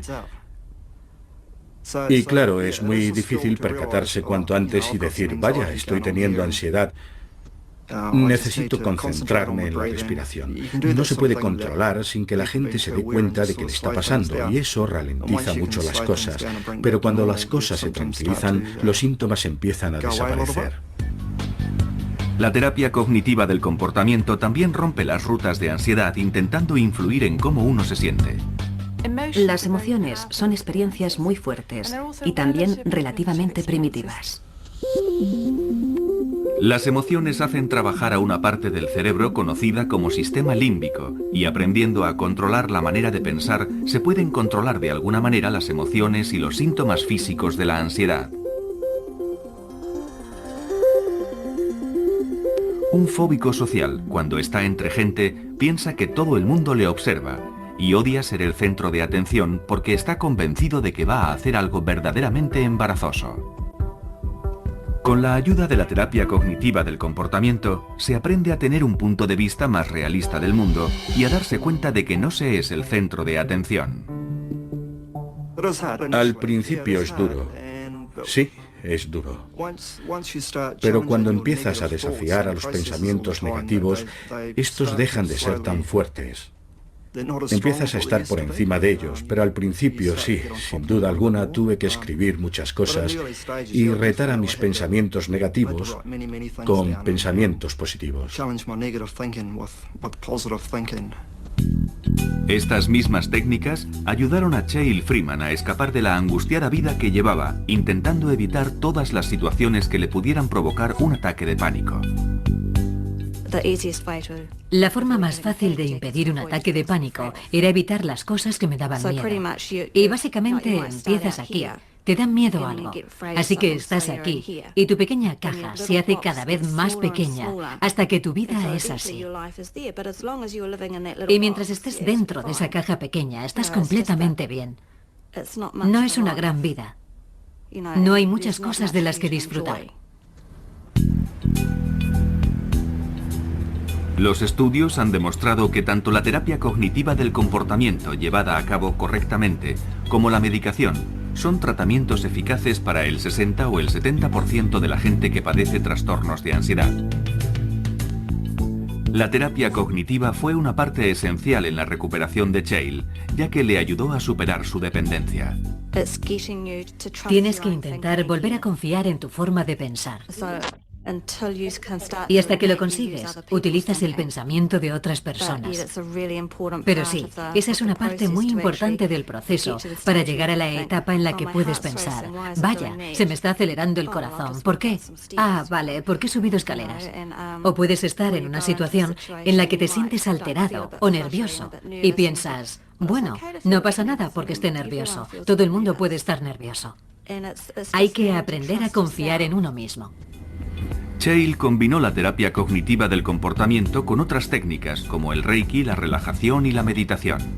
Sin embargo, cree que fue la medicación a la que al principio fue tan reacia la que le ayudó a poner toda la teoría en práctica. Hice muchas cosas porque tenía miedo de la medicación. Era uno de mis miedos generalizados.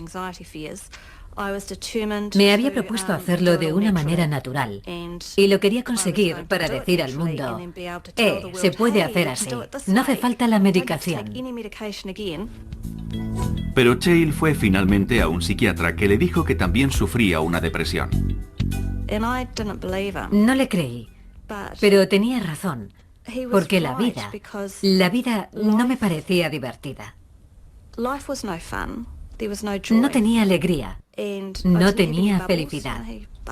No tenía felicidad en mi interior. No la tenía. Así que estaba deprimida y muy angustiada. Chael empezó a tomar la medicación y tras varios meses aumentando gradualmente las dosis, consiguió controlar su ansiedad. La primera vez que me di cuenta fue en una boda. En la iglesia estaba muy contenta y pensé, vaya, esto está bien. Y después durante la cena comí. Y comí lo que habían puesto, todos los platos. Y bebí un par de copas de vino y hasta bailé. Estaba muy relajada y pensé, es fantástico.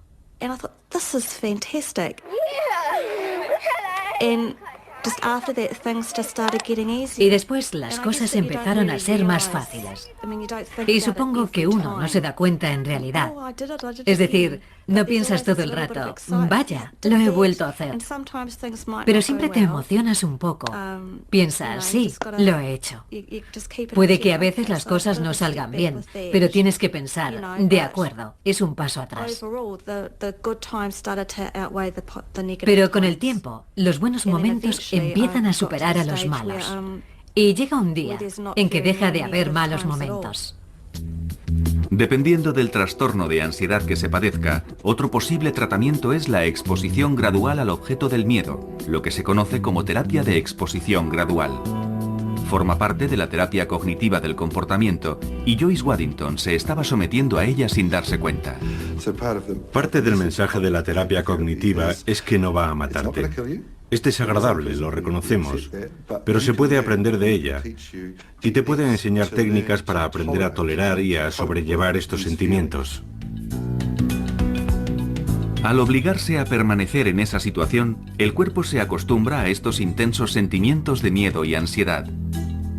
Y no empeoran, sino que finalmente desaparecen. Y con cada exposición, la calma llega más rápidamente. Confeccionar ratones de trapo fue la terapia de exposición gradual de Joyce, y el primero fue el más difícil. Me sentía como si estuviera haciendo un ratón de verdad. Como si fuera un ratón verdadero. Creo que hasta tuve palpitaciones. Fue extraño ponerle la cola porque me parecía una cola de verdad.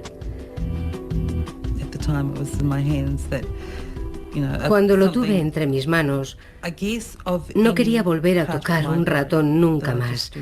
Tener un ratón entre mis manos. Creo que ese fue el peor momento.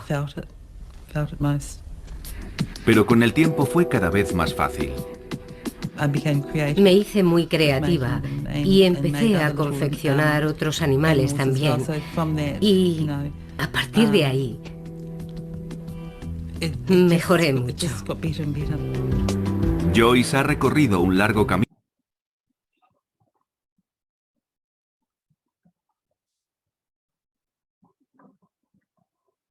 Hasta le quedaron bien bonitos los ratones. Bien, muchachos, hemos terminado por hoy. Mañana nos veremos. Creería que mañana vamos a retroalimentar la materia y a entregarle sus notas.